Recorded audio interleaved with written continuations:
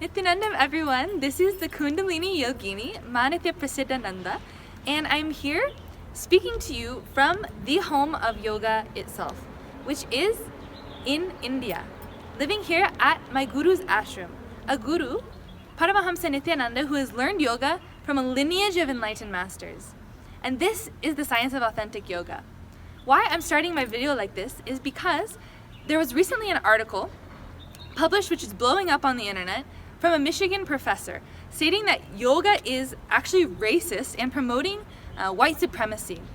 And I'm going to go into how this is right and how this is wrong, okay?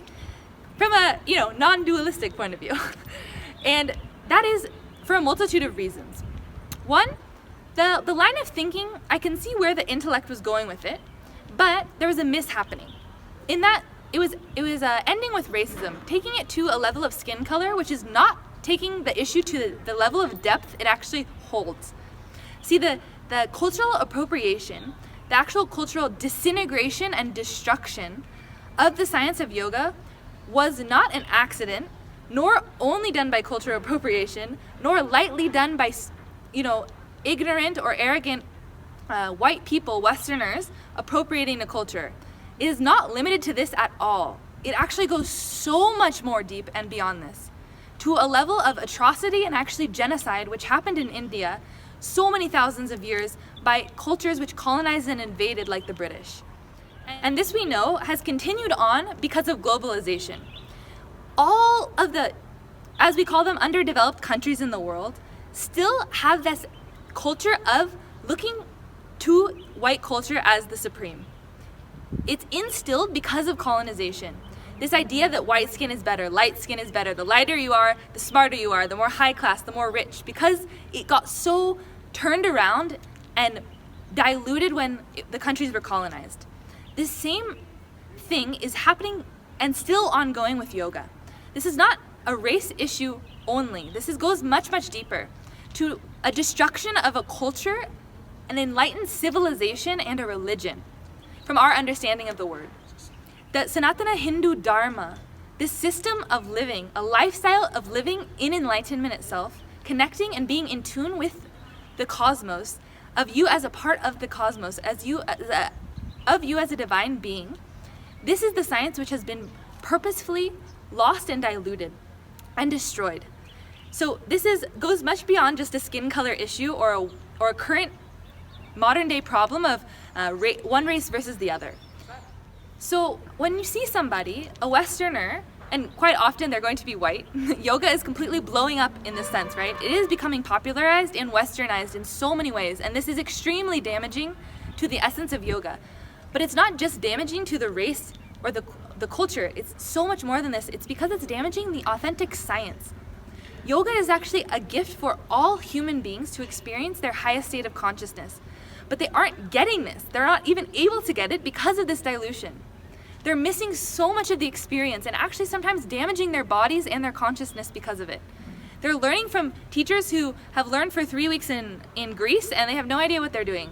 They're learning from somebody who didn't study from a lineage of enlightened beings, who aren't learning this science from the roots, the core, which is naturally intertwined with Hinduism, with Sanatana Hindu Dharma, and with India. So we have to be very clear about this. It is the truth. We have to be straightforward about it. I know it sometimes makes people uncomfortable to address where things come from in this day and age. There's so much the idea of political correctness, but we have to address where things are coming from and give credit where credit is due. And this, my friends, is the solution in itself, is that when we start to more and more acknowledge where things are coming from, cultural appropriation starts becoming redundant. The reason why there might be a racist feel or an appropriated feel to yoga now is because there is no identification and no accreditation given to the science and where it comes from. So this has to be given, first and foremost. And two, know that you can experience this in a completely authentic way, regardless of your race, religion, ethnicity, skin color, anything. It goes so much beyond this. Yoga is a science delivered for all of humanity to gift us higher space of consciousness, to actually shift us into what we are all seeking ultimately.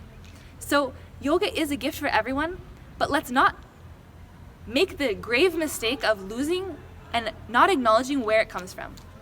So if you are interested in getting a taste of yoga, really tasting what it has to hold for you. I urge you to come to India, and not just anywhere.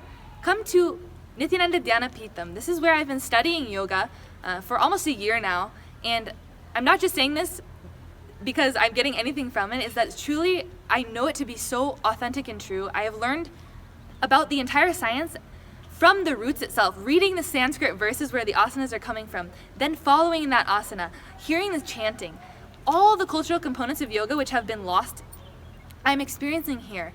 And these multiple revived forms of yoga, like yoga on the rope, Kundalini Raju Yoga, and Shivastamba Yoga, yoga on the pole.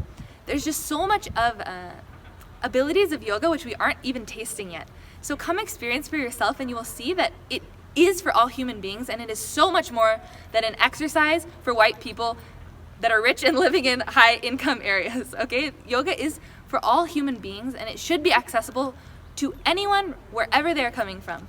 So thank you guys so much for tuning in, and please let me know what your feedback is if you had experiences of authentic yoga yourself, or if you felt like you have not and you're seeking this, then let's start a dialogue, and I'd love to hear from you all. Thank you so much.